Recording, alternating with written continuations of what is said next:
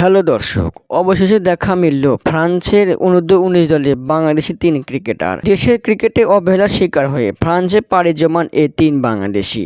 মারজিদ জুবায়ের, শাফকাত জামান, তানভীর আজিজ। এই 3 বাংলাদেশি ক্রিকেটার এক সময় বাংলাদেশে ক্রিকেট খেলতেন, কিন্তু তাদের ভাগ্য হয়নি দেশের ক্রিকেটে চান্স পাওয়া। তাই তো তারা চলে আসেন ফ্রান্সে। ফ্রান্সের অনূর্ধ্ব-19 দলে এখন এই 3 বাংলাদেশি ক্রিকেটারই ভরসা। 3 জনই তাদের পারফর্ম করে জায়গা পেয়েছেন দলে।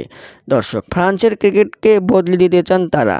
তাদের মধ্যে কেউ সাকিবের প্রেমে অনুপ্রেরিত, আবার কেউ মহেন্দ্র সিং ধোনির প্রেমে আসেন ক্রিকেটে। কিন্তু ভাগ্য যখন নেই তাদের বাংলাদেশি ক্রিকেটে খেলা।